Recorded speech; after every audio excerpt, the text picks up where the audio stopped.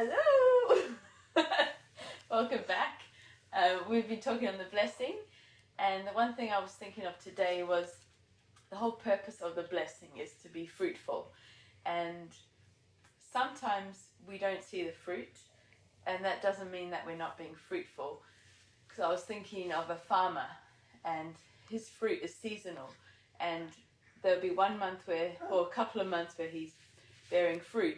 But some of the other months in the year, if you were to look at his crop, you would think he's not successful, there's no fruit, there's nothing, and think he's useless. But that's not the truth.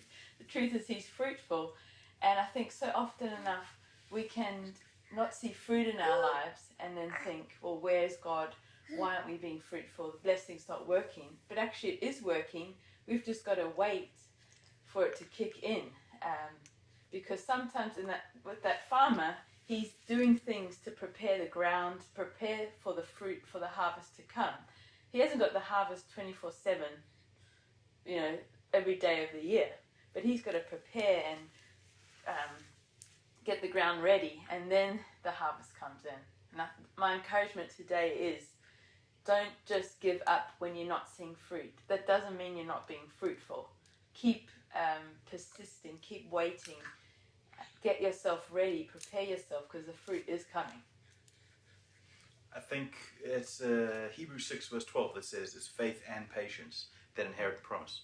And so when you measure your life only by fruit, there are 10 months of the year where you're not actually getting fruit, where you're actually preparing fruit. 2 months you get the result.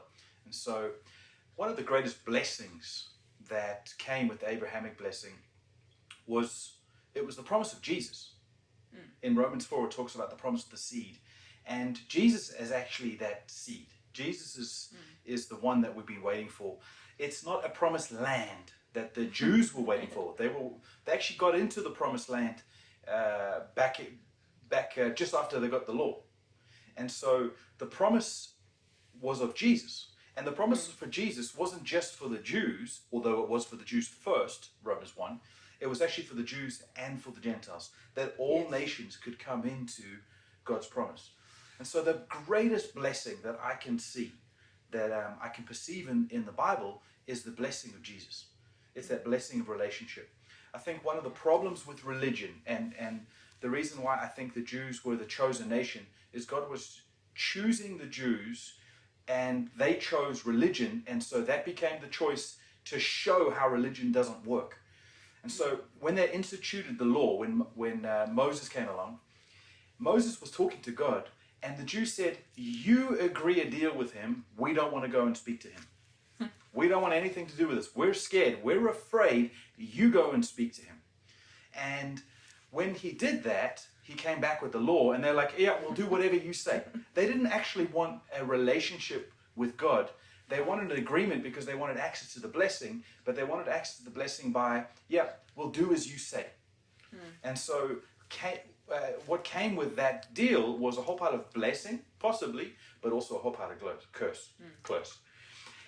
But with Jesus, he bore our curse, he bore our iniquity, he bore our sin, he bore all of the negative side so we can have access to the good side. But you only get that by relationship. You don't get that by religion. In fact, according to Paul, writing in Romans, the harder you work, the deader your works are, the more death you bring. But the harder you believe, which is actually a very easy thing, the more life you invite into your life. And you invite that life by relationship. You don't invite that by religion. And in fact, when you look at religious people, whether they be Jewish or Muslim or Hindu or even atheists are great religious people, and the worst, I think, are Christians, some of them. You see them working hard, you see them trying, you see them get their rule book out, you see them getting the formulas out, and they think, okay, well, God's this wonderful slot machine, I put $3 in and then I get a potential of a $10 payout, and they treat the whole rule book, they treat God like a rule book, and then they get upset when they don't get the result that they thought they were lucky enough or worked hard enough to get. And God doesn't work like that. He works by relationship. And so the greatest blessing that I can see is the blessing of relationship. And when you're walking in relationship, that's exactly what you're talking about, is that you might be plowing, you might be putting seed in, you might be watering, you might be pruning, and that all at the end of the day it's not fruit at the end of that particular day, but at the end of the season, that's fruit. And I think in relationship, God will lead you into a fruitfulness that's not this religious formula. You put the coin in, you get the result. Actually, there's seasons to this, and that's why I think Isaiah says, "Sing, O barren woman." That is a place of blessing, even though she's barren, which is what you're trying to get at.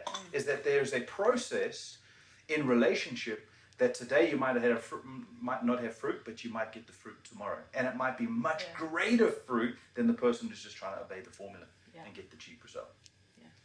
And I think that's what's so powerful about a relationship with Jesus, is that sometimes he'll ask you to give away, and that on your bank balance, on your accounting spreadsheet, looks like it's the loss of fruit. But actually, he said it's better to give than to receive. When you walk in relationship, you don't have this fear of having to produce. You have a relationship that automatically produces. And I think even the fruit of the Spirit, which is the easy go-to for the Christian, it's proof that as you walk in relationship with him, you produce fruit. You don't produce it by your own hard work, your own effort, your own rule book. You produce it by relationship. It's a natural outworking. And that when we're walking in relationship, we're actually not focused.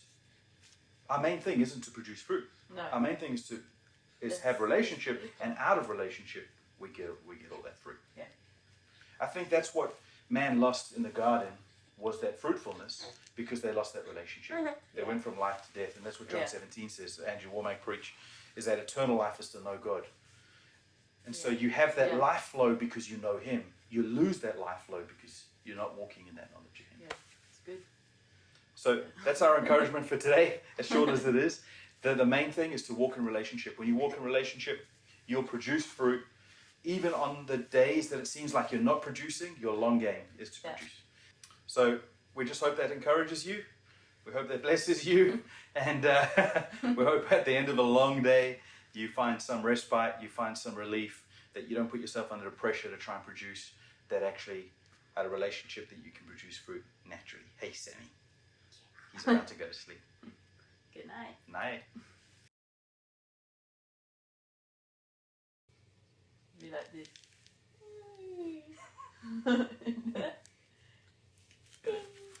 Do that. Oh. Fancy seeing us here. We just got an elevator in our house. Welcome back. What? I'm waiting for you to do Oh, a I thing. thought you were going to talk. No, you were going to say a thing. Oh, okay. Alright. Are you going to do it again?